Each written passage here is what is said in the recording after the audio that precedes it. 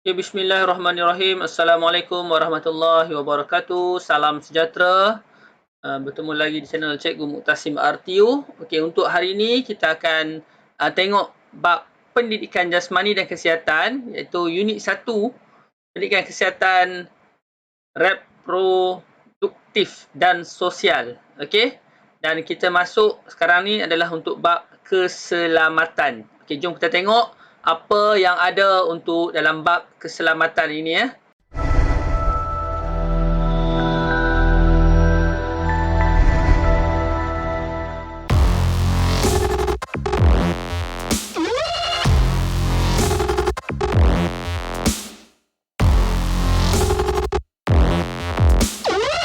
Okey, dalam tingkatan 4, keselamatan kita akan melihat kepada pemerdagangan manusia.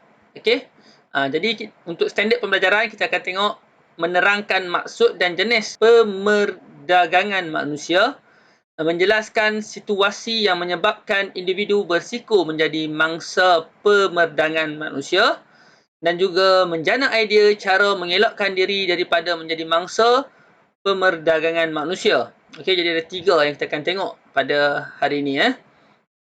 Okey, apa itu pemerdagangan manusia? Pemerdagangan manusia juga dikenali sebagai perhambaan zaman moden, iaitu perdagangan yang melibatkan pergerakan atau migrasi manusia secara haram seperti aktiviti buruh paksa, perhambaan, pelacuran dan keldai dadah. Jadi cara pemerdagangan manusia melibatkan pengambilan, merekrut, membawa, memindah, menggunakan unsur paksaan dan kawalan kuasa, melakukan penculikan secara kekerasan, penipuan, bangsa dianiaya, dieksploitasi serta penjenayah menggunakan kedudukan bagi tujuan mendapatkan keuntungan. Okey, perdagangan manusia terbahagi kepada beberapa kategori seperti yang kita akan tengok sekarang. Okey.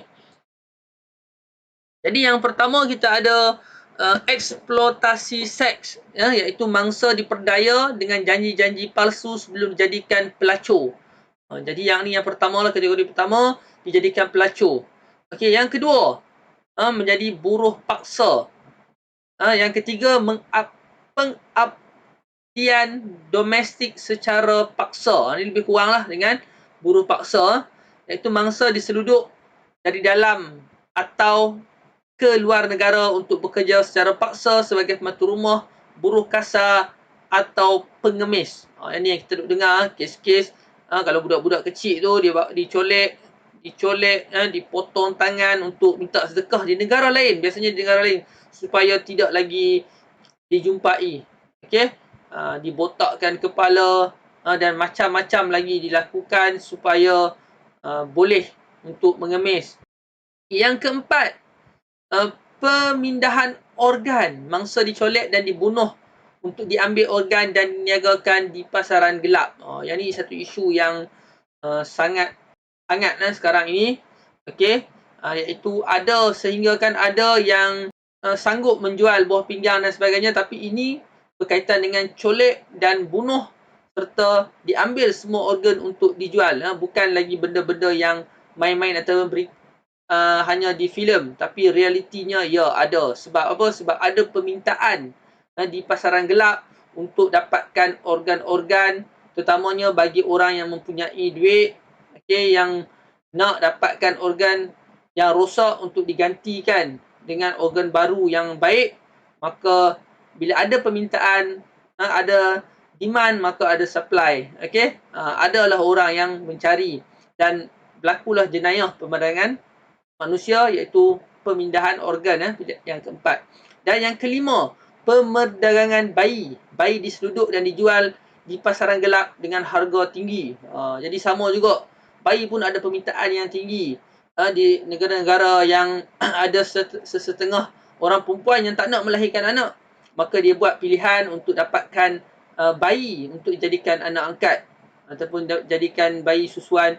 Dan di pasaran gelap, ya ada ada silap ejaan sikit dekat kategori yang atas tu. Pemerdagangan manusia. Okey. Yang keenam, kaldai dadah. Diperdaya dengan tawaran mewah dan upah yang tinggi untuk keluar negara tanpa menyedari bahawa mereka menyelundup dadah. Yang ni banyak dah kes. Bukan di kalangan orang-orang yang kurang bijak. Yang ni berlaku orang yang bijak pandai yang belajar ke luar negara. Kalau siapa yang masih ingat ataupun mungkin belum lahir lagi, pelajar-pelajar belum lahir lagi, satu ketika dulu ada kes yang berlaku di Jepun, mana pelajar kita ditahan di airport Jepun dan mempunyai dadah. Dan dia memang tidak tahu kata dia bawa beg itu ada dadah. Dan tindakan yang sangat tegas diambil terhadap pelajar tersebut. Okey, jadi kita tak dapat nak buat apa-apa bila melibatkan negara luar, kita terpaksa ikut undang-undang di negara sana. Okey, jadi kita tidak boleh bagi alasan sebab kita kata kita tak tahu. Okey, kita yang bertanggungjawab terhadap diri kita dan perbuatan kita. Mungkin betul kita tak tahu, tapi ada orang ambil kesempatan, jadi kita kena sangat sentiasa berhati-hati. Okey, seterusnya kita akan tengok pula. Okey, situasi berisiko menjadi mangsa pemandangan manusia. Yang pertama, tawaran kerja di luar negara. Okay, tulisan kecil sikit, tak apa cikgu baca. Boleh dengar lah. Okay. Tawaran kerja di luar negara dengan gaji yang tinggi dan tarikan ekonomi yang stabil serta keinginan melakukan anjakan perubahan menyumbang kepada risiko menjadi mangsa pemandangan manusia. Okey, yang pertama lah, yang ni lah. Banyak orang offer, jom kita pergi petik buah dekat London, dekat Australia. Petik buah apple dia. Balik nanti kita boleh bawa ribu-ribu. Juta-juta kita boleh bawa balik. Kita kerja sana 10 tahun, 5 tahun. Banyak ayat-ayat yang macam tu yang akhirnya memerangkap kita, rupanya kita menjadi mangsa pemandangan manusia. Bukan kata semua tu tak betul lah. Ada juga yang betul. Tapi kita kena berhati-hati, dapatkan maklumat yang lebih tepat. Rujuk kawan-kawan tu betul maklumat tu. Kita kena pandai lah. Kena pandai. Maksudnya kita kena berhati-hati dan jangan terus mudah percaya. Okay, yang pertama, tawaran kerja di luar negara. Yang kedua, kurang pengawasan ibu bapa. Ini kecuaian ibu bapa ditambah dengan anak-anak yang kurang berpengetahuan menyebabkan mereka mudah menjadi mangsa kepada sedikit penculikan dan pemerdagangan. Okey. Yang ni kecuaian ibu bapa lah. Yang mana yang murid tingkatan 4, satu hari nanti kita akan berumah tangga, jadi ibu bapa kita kena peka jugalah dalam isu ini. Okey. Yang ketiga, kurang pengetahuan tentang isu pemerdagangan manusia. Okey, itulah sebabnya dalam mata pelajaran pendidikan kesihatan tingkatan 4 ni diwujudkan bab ni, okey, kerana kita nak sampaikan pengetahuan tentang isu pemandangan manusia. Nampak ya, memang ramai yang tak tahu pun. Terutamanya di kalangan pelajar sekolah. Individu yang kurang berpengetahuan tentang isu ini akan menyebabkan mereka mudah mempercayai dan terpedaya dengan sedikit antarabangsa. Sedikit ini akan menyalahgunakan visa pelajar dan visa pelancongan. Jadi kita tawaran belajar luar negara dan sebagainya banyaklah. Dan kita kena ada ilmu bahawa wujudnya pemerdagangan manusia ini, maka kita kena sangat berhati-hati pada masa akan datang. Okey? Bukan saya saja kita belajar dekat sekolah ya. Okey, kemudian kita ada penipuan. Penjenayah menyamar sebagai ejen buruh dan menipu mangsa dengan pelbagai tawaran menarik di tempat baru. Akhirnya mangsa yang berhijrah terpaksa mengikut arahan ejen seperti menjadi hamba seks, kadar dadah dan pengemis. Ni penipuan ni biasalah. Okey, bukan berlaku di luar negara saja, boleh juga berlaku di dalam negara. Cuma pindah negeri saja. Mungkin daripada Pulau Pinang ke Kuala Lumpur, daripada Kuala Lumpur ke Johor Bahru, semua itu boleh berlaku. Okey, jadi kita kena sangat berhati-hati. Konflik di dalam negara seperti peperangan. Ini tak berlakulah di negara kita, tapi kita ambil tahu jugalah. Okay, konflik keagamaan dan etnik yang berlaku di Myanmar menyebabkan rakyat Myanmar berketurunan Rohingya menjadi mangsa pelarian, manakala peperangan yang berterusan berlaku di Timur Tengah melibatkan negara seperti Yaman, Syria, Jordan, Palestin membuatkan rakyatnya melarikan diri ke Asia Tenggara dan Eropah serta terpaksa bekerja dengan upah yang terhad. Yang ini juga dikategorikan sebagai pemerdagangan manusia, mengambil kesempatan di atas kelemahan orang lain. Okey. Yang keenam, perkahwinan kontrak. Ni dalam Islam memang haram lah. Satu kontrak perkahwinan dirunding oleh individu selain pihak yang berkahwin atau tanpa pelibatan dan persetujuan mereka, mereka diperdaya bagi tujuan menjalankan kegiatan pelacuran. Okey. Yang ni pun ada juga. Okey, yang seterusnya kita akan tengok cara untuk mengelak diri daripada menjadi mangsa pemandangan manusia. Ada 6 juga. Apa yang kita boleh buat? Yang pertama, peranan ibu bapa. Macam cikgu sebut tadi, kita jaga tempat. Tak lama dah sebenarnya. Mungkin ada yang mungkin habis sekolah tingkatan 5, habis sekolah umur 18 tahun dah menikah. Ada yang mungkin umur 22 tahun, 23 tahun. Tak lama pun sebenarnya. 4-5 tahun akan datang. Jadi ilmu ni penting. Perlu mengawal. Peranan ibu bapa perlu mengawal aktiviti anak-anak agar tidak terpedaya dengan orang yang tidak dikenali atau baru dikenali. Kita kena alert lah. Kita kena tahu anak kita kawan dengan siapa. Ada di mana setiap masa kita kena ambil tahu. Jangan kita terlalu bebas. Terlalu lepaskan anak-anak kita. Bapa perlu mesti menjelaskan bahaya pemandangan manusia supaya kesedaran bahaya ini dapat diketahui oleh anak-anak. Kalau anak-anak kita yang kecil-kecil lagi tu, kita ingatkan tentang bahaya. Jangan jalan seorang-seorang. Kalau kena colek, bawa pergi tempat-tempat negara-negara lain, dia potong tangan, botakkan kepala. Kita boleh, bukan kita nak takut-takutkan, cuma kita nak ingatkan bahawa benda tu wujud dan perlu berhati-hati. Ibu bapa membuat aduan kepada pihak berkuasa jika berlaku aktiviti mencurigakan di kawasan tempat tinggal. Bagi individu yang bekerja di luar negara, perlulah sentiasa berkongsi perkembangan diri dengan ibu bapa atau keluarga supaya tidak terjebak dengan bahaya ini. Jadi kalau kata ada anak yang belajar di luar negara, selalulah macam keadaan sekarang ni mudah kita dengan WhatsApp, dengan Telegram. Tidak ada lagi batasan macam dulu kita nak call, nak hantar surat. Kalau zaman saya belajar dulu kena hantar surat. Berhari-hari sebab nak call mahal.